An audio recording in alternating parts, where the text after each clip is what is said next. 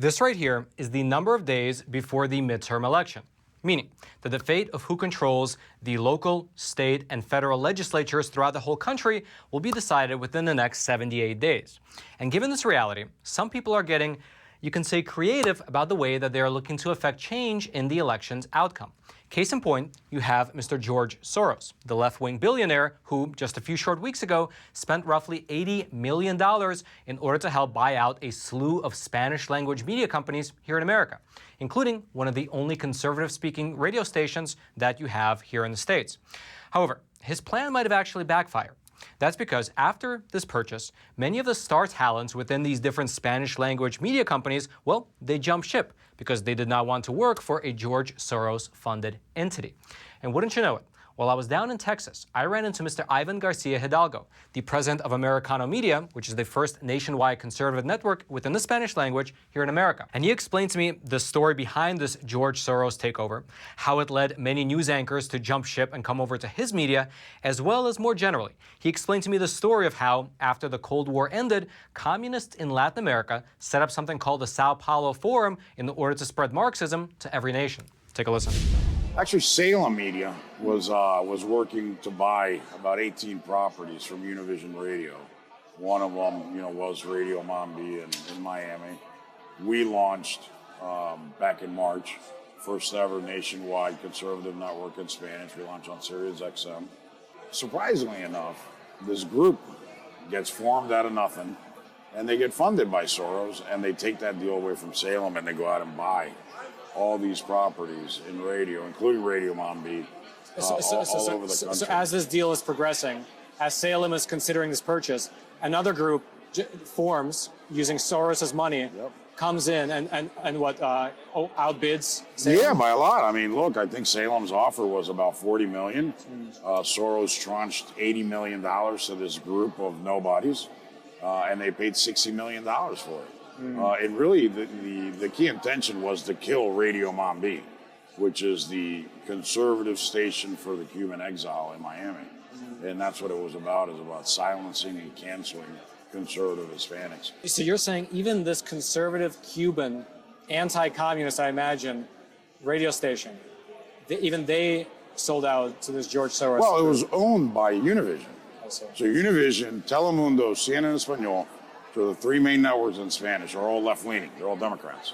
They all parrot the Democrat talking points. Radio Mambi was this sole voice. It was conservative, and Univision just kind of let it operate, because it was an icon in Miami and the Cuban community. They didn't want to touch it, but the money was so appealing that they said, hey, money talks. And look, recently Televisa bought control of Univision, a Mexican company. So they don't care about the dynamics and the politics. Their politics are very clear, right? They lean left, like most of the media, and that's their agenda, is cancel conservatives, right? Wow. English, Spanish, or any language. Wow. So after these purchases actually went through, was there any significant change in, let's say, the coverage, or everybody's worried that it might just gradually start to creep in? Well, they were offered a bonus. All the anchors were offered a bonus. I think it's reported that it was like $120,000 to stay there until the handover is complete, because it's got to pass through FCC approval. So they said, stay on board until this happens. And obviously that came with some handcuffs, right? Not to attack Democrats, et cetera, et cetera. That's what's reported in the media. I mean, I'm not privy to those details, but it's out there if you look for it. So, the idea was to cancel it, to, shut down conservatives and make sure they did that right before the midterms, right? So, And so a lot of those anchors were offered those deals. Did a lot of them take it? I can tell you that 3 of them didn't take it. I don't know about the rest. I know they had a hard deadline. I think it was July 31st or something. So I have no idea if the rest of them took it, but we took 6 hours of their programming, and those anchors didn't take that, but they came over to Americano. Oh, so they came over to you? Yeah. Oh, interesting. Yeah. So we took 6 hours of their program. All right, just to pause here for a super quick moment, I wanted to mention that the sponsor of today's episode is a super cool company called Sekur. And they're a cool company for people that actually care about their privacy. Because listen, if you don't think that these giant tech conglomerates and all these different alphabet agencies within the US government are spying on your messages, well, then frankly, you are not paying enough attention to the news. However, all that can be in the past because with Sekur, they have awesome proprietary technology that has all your messages and all your emails actually go through Switzerland as they're making their way back and forth between you and your recipient. And so let's say you're here in America and the person you're messaging is over in Canada, Mexico, or anywhere else in the world. Well, it doesn't matter because all your messages are actually going through Switzerland back and forth from one to another, meaning that they are not subject to the Cloud Act and they are only subject to Swiss laws, which are some of the safest in the entire world. Their technology is awesome, it's proprietary, and they're a company that actually cares about your freedom. They care about getting the facts out, which is why they sponsor a company like ours. And best of all, they are offering a 25% off deal for our viewers, for the viewers of Facts Matter. So head on over to Sekur.com and use promo code Roman to get 25% off. And the rates are not even that expensive to start with. It's only $5 for the messenger and $10 for the email and messenger combo. And they even offer a 7-day free trial. So again, head on over to Sekur.com, use promo code Roman, save some money, and support an awesome sponsor. Let me ask you this. This is something I've always wondered about, and maybe you can shed some light. Within this Spanish-speaking media, which, outside of Spain, typically Latin America, Mexico, and on down, it seems like you said, they typically lean left, lean here in America towards the Democrats and towards the general, whatever left parties in that country. But here in America, when we discuss, let's say, some of the problems associated with communism and socialism, the examples are like Cuba, Nicaragua, Venezuela. So how is it that there's no even language barrier between understanding what's happening in Nicaragua and, let's say, what's happening in Colombia or what's happening in Mexico? So you can fully understand what's happening in that country. You can read that country's news. And yet, all the news media and it seems like all the people, based on their voting habits, are left-leaning. Why is that? Well, it's not really accurate. So you got to go back and really understand what's happened, right? So when the Berlin Wall collapses, it's brought down, Soviet Union collapses, the fund money, the slush money that went into a lot of these left-leaning countries went away. Something called the Sao Paulo Forum, the Foro Sao Paulo, was created, with all these left-leaning countries, groups, unions, etc. And the enemy of my enemy is my friend, right? So who's the enemy of law and order and good governance, right? It's going to be the cartels. So the cartels have a lot of money, and they became allies of these movements, and they funded it. So they have unlimited amount of money, and they fund all these things, and they push all this stuff. The cartels are business people. They don't care about ideology. They just want to sell drugs and move them all over the place. But if it's going to destabilize countries and allow them to do that, why the hell not? And that's what's really been happening. And you see all over Latin America right now, every single country's toppling. Colombia just fell.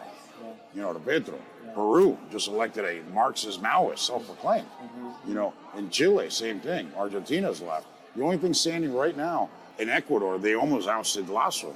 Panama's on the brink of collapse. Exactly. In Brazil, Bolsonaro's down double digits to Lula, who was in prison for corruption. So it's a disaster. And they've been pushing this left-leaning agenda, this hate, this divide. Same crap we see here, right? Same type of politics, the exact same things, same strategies. That's why when I tell people, you can't look at the problem as local. This is a global, well-organized, well-funded, operation that is working against all of us. And down there, you have a lot of these countries that are poor. So when you have somebody, and the problem is, a couple of years ago, I was talking to a lot of these leaders in Latin America, and I said, look, when you give stump speeches, when you're talking to the people, you can't give a dissertation like you're at Harvard or Yale. You have to dumb it down. If here in the U.S. we're talking sixth grade level, right, in speeches, right? Imagine down there you got to lower it down to, third grade. And you see in Peru, this guy who was supposedly a teacher, but the guy can't even read or write. He was an activist, funded by, strange money, backed by Cuba, a lot of cloudy stuff, right? What was his stump speech? No more poor people in a rich country. Word of a teacher. It's that simple. It's that simple. Anybody read, you can be illiterate and you can understand what that means. And you won. No, in Peru. And you can understand what it means. And when he went out there to these shanty towns, You said, all those people over there in those houses, we're going to get them out. We're going to throw them out, and you're going to go live there, and they're going to come and live here, see how they feel. So, you know, creating that divide. And people that have nothing to lose, they're going to be like, wow, that sounds pretty good if I can go live over there, right? So it's this really basic hate, divide, and tension that, you know, they take advantage of people that really have very little education, very little political formation. And, you know, and the right down in Latin America isn't really well organized. You know, people say that they're right, but they're really Democrats. And, you know, they really don't have very defined ideology. That's why they fail a lot over and over again. So there needs to be a lot more attention paid to our backyard. I think President Trump is starting to do that by pulling us out of the Middle East. Unfortunately, you know, 2020 happened, and, you know, he didn't get a chance to finish that agenda. But, you know, that's really what's happening. And here, you know, we really haven't had an opportunity to speak to the Hispanic community because we haven't had a medium to do that. Now with Americano media, we do, right? Before CNN, Telemundo, Univision, all parroted the Democratic Party's talking points. That's all they did. Trump is a racist. Republicans are racist. They're all white guys. You know, they don't want Hispanics. They hate immigrants. You know, that was the stuff that they talked about all the time. And if you went on one of their shows, they would stack the table. They would say, okay, we're going to have the host. We're going to have a Democrat. You're the Republican. Great. So that's fair. One to one and a host, right? We're going to bring in the academic. We're going to bring the guy from the NGO. They're all Democrats, by the way. So they stack the table and everyone's attacking you, trying to cut you off, don't let you finish. You can't really articulate any ideas, and that's the optics they push, right? So now we created Americano in order to counterbalance that and say, you know what, everybody's welcome here. Everybody respects each other. We're going to bring civil discourse back to politics. And more importantly, we're going to give a voice to Hispanic conservatives. We're going to make sure that Hispanics understand the sharp contrast between failed Marxist policies that have failed over 100 times in 100 years and capitalism. Great policies that, you know, frankly, last administration implemented. You know, the last administration, President Trump was probably the best president for Hispanics in the history of this country. You know, we had the best economy in 50 years, lowest unemployment for Hispanics ever recorded, you know, first time wage growth in over 10 years, benefited Hispanics tremendously. And then we go to Biden. You know, gas prices, you can't go to the grocery store and buy the same thing you bought like a year ago, less a year and a half ago. You know, everything that is being destroyed right now, you know, the pandemic and shutdowns, which Democrats push, you know, it hurt Hispanics. So they're in the service industry. They got sent home, they got fired. You know, they're not coming back. You know, a lot of those jobs won't come back. You know, Hispanics are, that's why you see this big shift.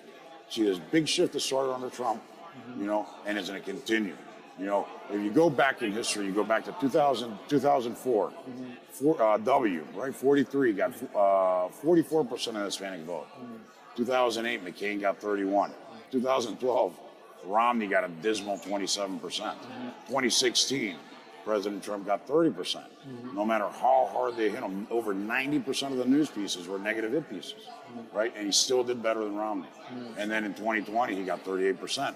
And then you look at a year later, after 2021, November, you look at Virginia, you know, there was a 22 or 23 point swing from Hispanics voting for Biden to Hispanics voting for Youngkin. And we put Governor Youngkin in the governor's office. We threw out Terry McAuliffe. We threw out Hillary Clinton and that whole Clinton machinery out of the state, right? And that's what Hispanics are going to do this time around in November.